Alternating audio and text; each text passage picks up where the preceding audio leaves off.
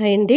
దొడ్డు గోధుమ రవ్వతో ఇలా కిచిడీలా చేయండి. పిల్లల లంచ్ బాక్స్కి అయినా మార్నింగ్ టిఫిన్ అయినా చాలా బాగుంటుంది. స్టవ్ పైన కుక్కర్ పెట్టుకొని కొద్దిగా ఆయిల్, ఆవాలు, జీలకర్ర, శనగపప్పు, పచ్చిమిర్చి, ఎండుమిర్చి,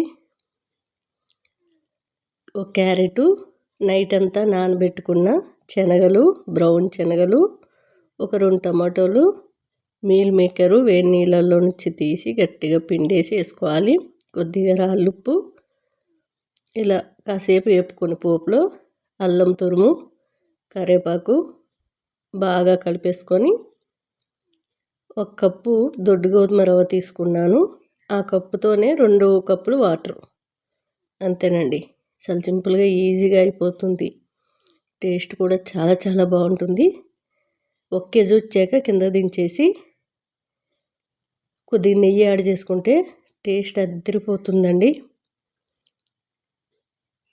నిన్న ఏకాదశి కాబట్టి ఇంట్లో ఎవ్వరూ కూడా ఫుడ్ అనేది తినలేదు. అంటే నేను వండలేదు.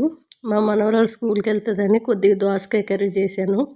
నాకు దోసకాయ వద్దంటే ఇలా ఉప్మాలా చేసి ఇలా కిచిడి అనొచ్చు, ఉప్మా అనొచ్చు, ఇలా చేసి అయితే టిఫిన్లో పెడితే తీసుకుని పోయింది. చక్కగా తిన్నది కూడా. చాలా టేస్ట్గా ఉందని చెప్పింది. అందుకే పిల్లలకి నచ్చుతుందని చెప్పాను. ఇలా ఒకసారి ట్రై చేయండి. 1 కేజీ వచ్చాక కింద దించేసి అడుగు కూడా అస్సలు మాడలేదండి. చక్కగా వచ్చేసింది. ఇలా బాగా కలిపేసుకొని అప్పటికప్పుడు తింటే వేడివేడిది చాలా టేస్ట్గా ఉంది. చల్లగా అయినా టేస్ట్గానే ఉంటుంది. నెయ్యి కాస్త ఎక్కువగా వేసుకుంటే తినాలనిపిస్తుంది ఇంకా ఎక్కువగా.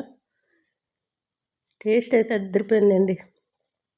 ఇంకా మీరు కూరగాయ ముక్కలు ఏమైనా యాడ్ చేయాలనుకుంటే అది కూడా చేసుకోవచ్చు. మీరు ఇంకా దాంట్లో ఆలు కానీ, అట్లానే క్యాబేజీ కానీ, ఇంకా ఏవైనా కూరగాయ ముక్కలు 4 రకాలు వేసుకోవచ్చు. చాలా బాగుంటుంది. నేనైతే ఇంకా శనగలు, క్యారెట్ వేసాను కాబట్టి ఇంకా అవసరం లేదు. మీల్ మేకర్ వేసాను కాబట్టి చాలా టేస్ట్గా ఉంది. మా ఇంట్లో మీల్ మేకర్ ఎక్కువగా తింటారు. ఆలు మీల్ మేకరు, కాబూలి శనగలు మీల్ మేకరు చాలా బాగుంటుందండి. మసాలా వేసి వండుకుంటే ఇలా వేడి వేడి తిని చూడండి. మళ్ళీ ఎప్పుడు చేసుకుందామా అనిపిస్తుంది. అంత టేస్ట్గా అయితే ఉంది. మెయిన్ పిల్లలకి చాలా ఇష్టం అండి.